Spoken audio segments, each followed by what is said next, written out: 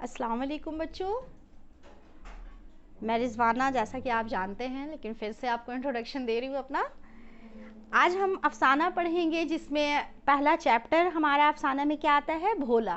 ठीक है, तो भोला और इनके मुसन्निफ़ है राजेंद्र सिंह बेदी। ये बहुत लंबी स्टोरी है, ये तो बहुत ज़्यादा लंबी स्टोरी है, तो इसको हम शॉर्ट में खुलासा से आपको समझा देते हैं, इससे भी आपको समझ में बिल्कुल अच्छी तरह से आ जाएगी। खुलासा, भोला के हमने क्या बताया कि भोला के मुसन्निफ़ कौन है, राजेंद्र सिंह बेदी। राजेंद्र सिंह बेदी ने अपने अफसाने भोला के इब्तदाई हिस्से यानी शुरुआत के हिस्से में बताया है कि माया एक बेवा है जो अपने बच्चे भोला और ससुर के साथ बेवगी के दिन गुजारती है। यानी वो विधवा होती है, बेवा, और वो अपनी विधवा की ज़िंदगी गुजारती है। किसके साथ गुजारती है? अपने ससुर और अपने बच्चे के साथ। माया अपने ससुर की हर बात का ख्याल रखती है। ससुर भी उससे बहुत प्यार करते हैं और उसका ख्याल रखते हैं। उसे रंग बिरंगे कपड़े पहनने और हंसने मुस्कुराने के लिए वो कहते हैं और उसे वो देखना चाहते हैं। मगर माया समाज के डर से अपने ससुर की ख्वाहिश पूरी नहीं कर पाती, क्योंकि हमारे समाज में बेवाओं पर हर तरह की खुशियाँ बंद कर दी जाती है, उन पे तरह तरह की पाबंदी लगाई जाती है। उसी समाज के डर की वजह से माया ज़्यादातर खामोश रहती है, बिल्कुल चुप सी रहती है।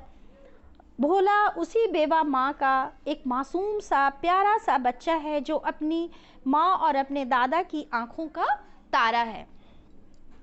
वो भी उन दोनों से बहुत प्यार करता है। उसे कहानियाँ सुनने का बहुत शौक़ है। वो अपने दादा को बहुत इसरार करता है कि हमें कहानी सुनाइए। एक दिन वो अपने दादा से दोपहर में कहानी सुनाने की फरमाइश करता है, तो दादा उसे कहते हैं कि दिन में कहानी सुनने से मुसाफिर रास्ता भूल जाते हैं, और ये कहते हुए कहानी सुनाना शुरू कर देते हैं कि अब कोई मुसाफिर अगर रास्ता खो बैठेगा तो उसके ज़िम्मेदार तुम होगे। भोला ये कहानी सुन तो लेता है, मगर उसके चेहरे पर खुशी की कोई झलक नहीं दिखाई देती। क्यों? क्योंकि उसके दिल में ये वहम पैदा हो जाता है, डर समा जाता है कि मेरे मामू आने वाले होते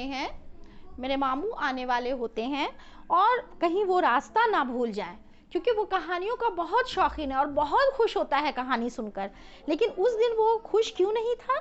क्योंकि उस दिन उसके मामा आने वाले थे, रक्षाबंधन था ना, तो उस दिन उसके मामा आने वाले थे, इसलिए वो खुश नहीं था। दादा भोला को कहानी सुनाकर जल्दी से अपने नए जूते में दबती हुई एड़ी की वजह से लंगड़ाते हुए पटवारी के पास, यानी दादाजी को कुछ उनका वहाँ ज़मीन का काम था, तो वो वहाँ चले जाते नापी उपी करवाने के लिए, है ना। दरअसल वो अपने मामू का इंतज़ार कर रहा था। कौन? भोला। इसीलिए तो वो अपने दादाजी को चढ़ाते हुए कहता है कि मामू जी ऐसी मिठाई लाएंगे जो आपने ख्वाब में भी ना देखी होगी। माया भी दिन ही से अपने भाई की मुंतज़िर रहती है। मुंतज़िर मतलब बिल्कुल इंतज़ार करती है, मगर रात हो जाने पर भी जब भाई घर नहीं पहुंचता है तो वो बिल्कुल मायूस हो जाती है। जाहिर सी बात है कि अगर किसी मेहमान का या किसी अपने का हम इंतज़ार करते हैं सुबह से और वो शाम तक नहीं आता है, उसके लिए हम सारी चीज़ का इंतज़ामात कर देते हैं और शाम तक नहीं आता है, तो थोड़ी तो परेशानी होती है। और ख़ास करके भाई, है ना, हम लोगों के भाई हम लोगों के लिए कितने प्यारे होते हैं ना, तो वो भी मायूस हो जाती है और अपने ससुर से कहती है, बाबा जी भैया अभी तक नहीं आए। दादा उसे तसल्ली देते हैं और कहते हैं कि तुम्हारी राखी डाक से भेज देंगे।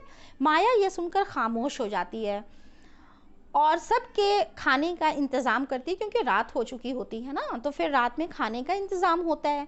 जब सब लोग लेट जाते हैं और माया चिराग बुझाने के लिए, क्योंकि उस ज़माने में लाइट्स वगैरह हमारे यहाँ नहीं थी उस ज़माने में, तो उस ज़माने में चिराग, लालटेन, लैंप, समझ रहे ना आप, तो उससे काम चलता था।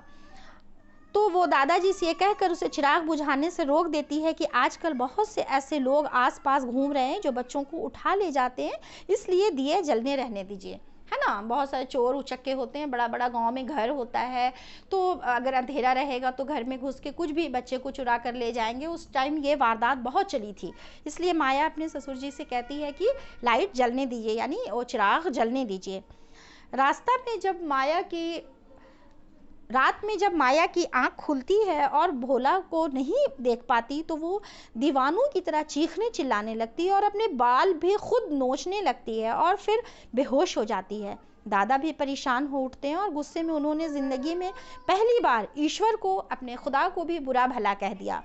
उससे पहले कि वो बेहोश हो जाएं, माया होश में आ जाती है। जाहिर सी बात है कि अगर माया तो एक बेवा की ज़िंदगी गुजार रही है, उसका शौहर नहीं है, ऊपर से उसका छोटा मासूम प्यारा बच्चा खो जाता है, और आधी रात में जब वो देख रही है कि बेड पर मेरा बच्चा नहीं है, तो जाहिर सी बात है कि माँ का दिल कैसा लगेगा, हम लोग भी समझ सकते हैं, है ना। और दादाजी जो उनके ससुर हैं वो भी बिल्कुल बुजुर्ग बूढ़े होते हैं, उनका भी जवान बेटा चला जाता है, फिर एक पोता मात्र उनका सहारा होता है और वो भी चला गया, तो कैसा दिल तड़पता है।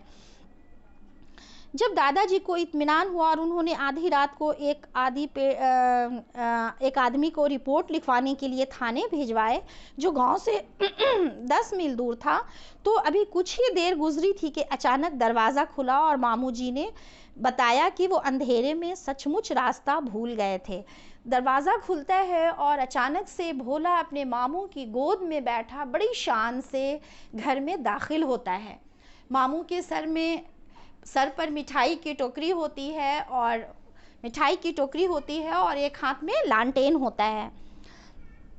जब उन्होंने भोला से, मतलब ये सारी बातें उन्होंने घर में आकर अपनी बहन को और उनके ससुर जी को बताया कि मैं रास्ता सचमुच में भूल गया था, क्योंकि मेरे को कुछ काम था बाज़ार में और रात बहुत हो चुकी थी, जिसकी वजह से मैं रास्ता गुम कर गया था। तो दूर जंगल से मुझे नज़र आया कि कोई एक लैंप लेकर खड़ा है। जब वो पास गए तो देखते हैं कि ये मेरा ही भांजा है भोला, और वो खड़ा है। उससे पूछते हैं तो वो ये सारी बातें बताता है कि नहीं, मेरे दादाजी दिन में कहानी सुनाए थे और वो बोले थे कि अगर कोई मुसाफिर रास्ता भूल जाएगा तो उसके ज़िम्मेदार तुम होगे, तो इसलिए रात हो गई और आप नहीं आए मामू जी, तो हमें बहुत ही ज़्यादा दुख हुआ और मुझे डर सताने लगा, तो इसलिए वो चले गए थे अपने मामू के पास, है ना।